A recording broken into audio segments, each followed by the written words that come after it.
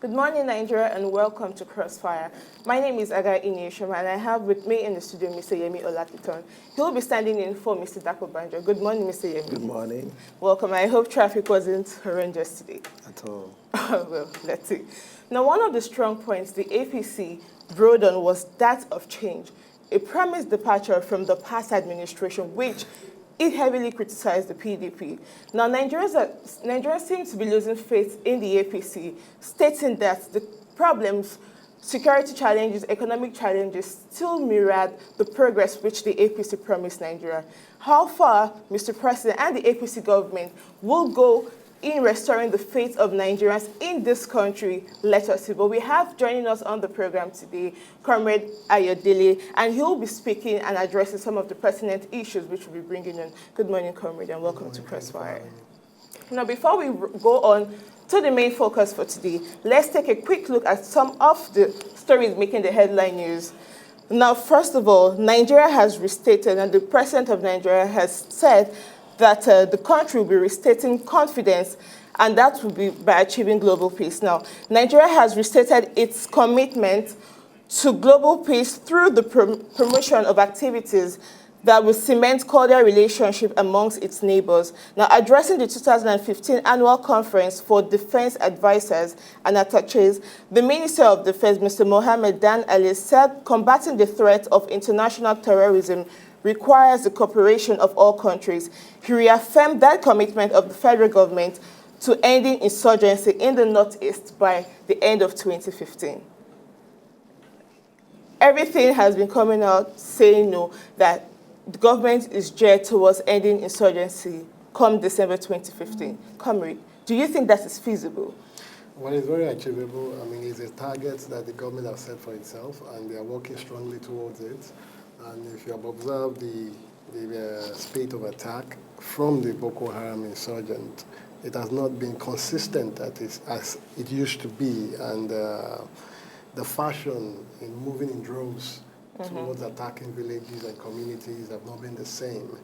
That is not to say that we are not witnessing some droplets of attack, which is considerably normal, looking from the manner in which they have been operating before. But the military are up to the game, and they have improved on their games also. And we'll be very hopeful that by the end of 2015, the insurgent would have become a thing of the past. Okay, now, but because, I mean, if you look at the dynamics of the world, I mean, look at the attack, the suicide attack in Beirut, and look at, I mean, one of the deadliest attacks so in recent times, which occurred in France on Friday. I mean, it seems there's been a paradigm shift in, a paradigm shift in the way these attacks happen, and a more, a vigorous attempt to make sure that they stamp their feet, and I'm talking about terrorism, that they stamp their feet in almost all countries now. Is there anything this government is ready to do different in terms of security? Because what are the heads of the immigration, the military, the Navy, even the civil defense doing to forestall any attack? We know that Boko Haram now is affiliated to ISIS, and they may want to show their solidarity also with ISIS by carrying out reprisal attacks in Nigeria and probably in other West African countries. But is there anything, I mean, this government is ready to do immediately for now to make sure that the people are more security conscious, the people of Nigeria are better protected and educated on some of the things to look out for? Let me add. We're not seeing any of that coming out so far in the print media or even across the media agencies. You see, and that calls for worry. Let me add to what you just said. You know, there's even a report that ISIS mentioned Nigeria in a Twitter message. Now, there's no news that these terrorists, their network, they work together. You know, they are all affiliated.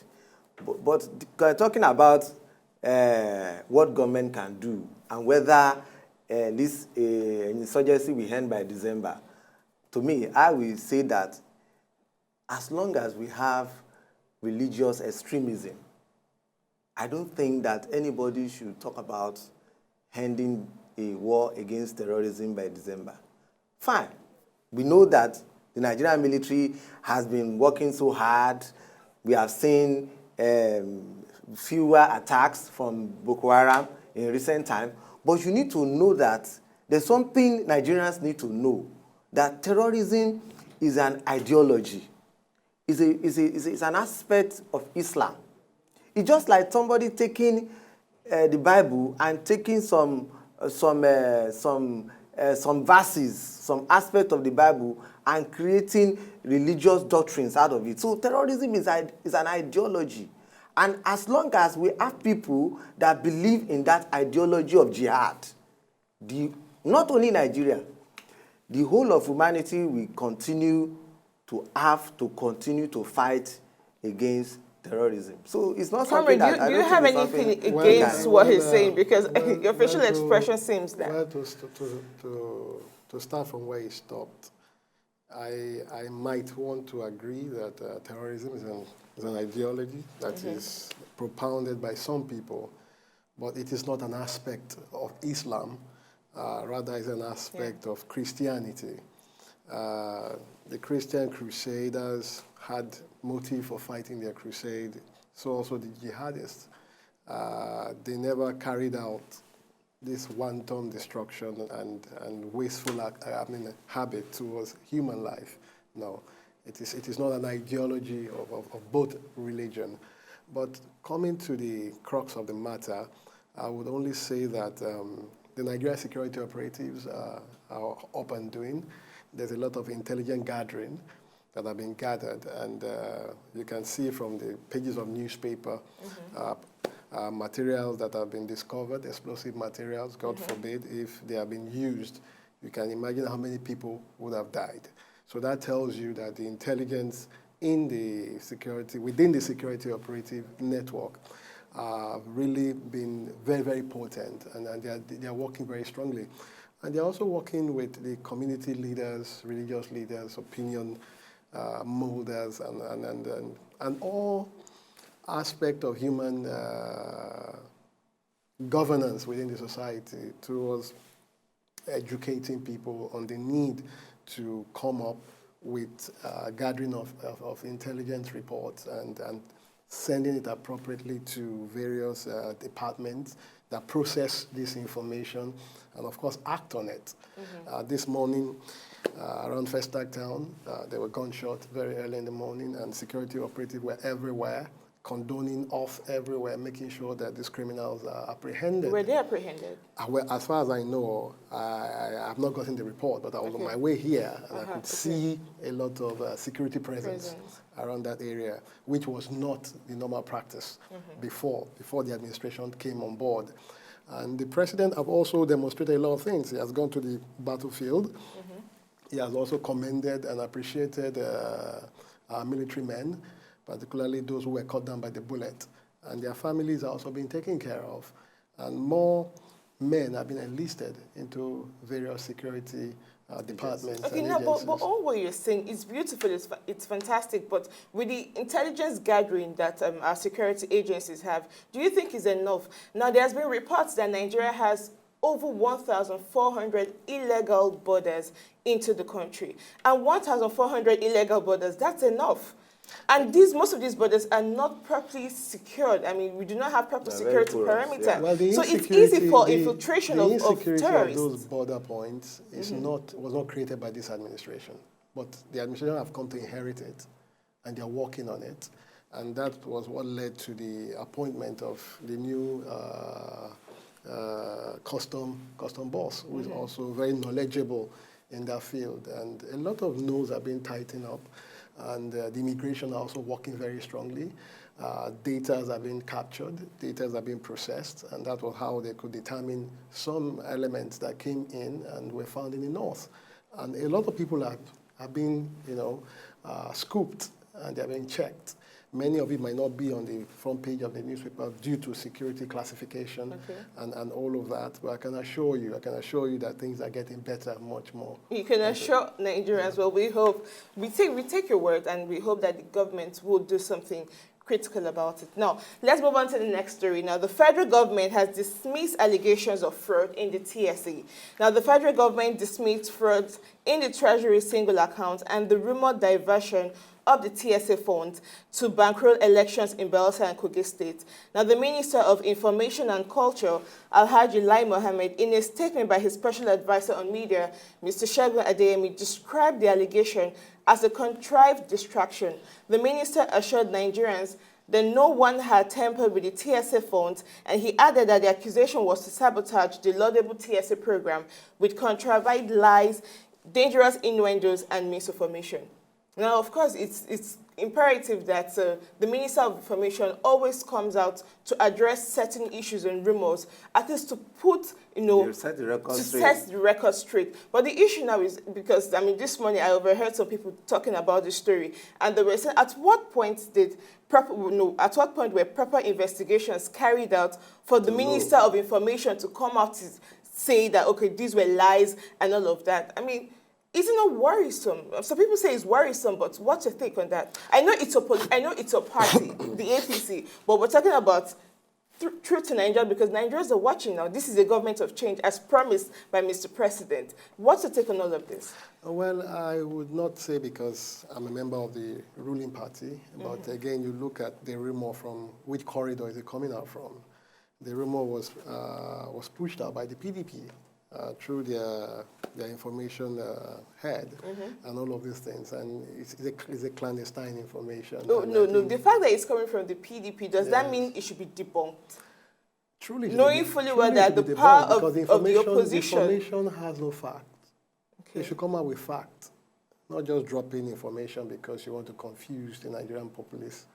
Come out with facts and all, and the minister have told you that there's nothing like that. Okay, now I recall when the PDP were in power, especially during the last administration, we saw how Mr. Lai Mohammed and the APC came out with facts, which turned out to be true. We came out with facts. We told you that our petroleum products were being stolen, and a certain figure was given to you every month.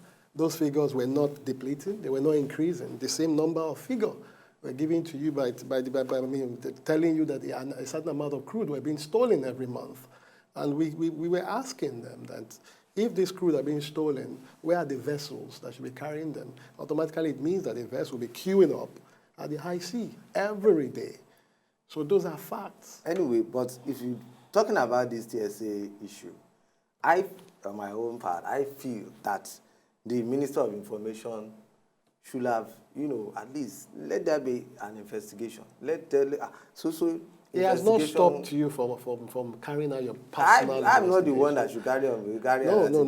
When I say you, I mean those who are peddling the rumor. It's the Minister of Information. Yeah, he who alleges. And you see, the TSA, the Treasury Single Account, if you look at it, at what point, does corruption takes place? Assuming that I want to be corrupt, I'm managing an agency, am I going to wait until corruption will take place before you put in the money into the Treasury Single Account? Is that not? Nigerians are very. I think we should advise people. Yes. We should advise people to consult the ministry. There is freedom of information now. Yeah. Consult the ministry and get this information. It's their rights. Well, we also know that the government is their responsibility. No, you know. It's their responsibility. Definitely. Let's take me, for instance. Yeah. We are discussing issues. My job is here. There is a periodic. The government has the responsibility. They have the responsibility to do this thing. Let them do it. We have the EFCC. We have the ICPC. The government. We have the government. It is their job to do these things. Let them know. The people have made some allegations. The opposition party has said some things. The minister just came up and told us there's no problem, no money was stolen, the TSA is good. Without any investigation, where is the... How are you sure? So it should let us know. Sure that nothing like that was mentioned. You are just procrastinating. No, we are not procrastinating. Okay, gentlemen. How are you sure that the minister's information is not correct? I'm not saying it's not correct. Get me right. I didn't say it's not correct. I didn't say, well, it's possible that it's not correct. Okay, there's no because there's no investigation has been carried out. How are you sure it wasn't carried out? He didn't tell us anything. Okay, gentlemen, can we cease fire here? Okay. We'll go on a short break, and when we return, we'll go on to the next story. Do stay tuned. This is still Cool TV. So, did you like what you just saw? I know you did. It's very simple. If you want to see more, just subscribe to our channel right now.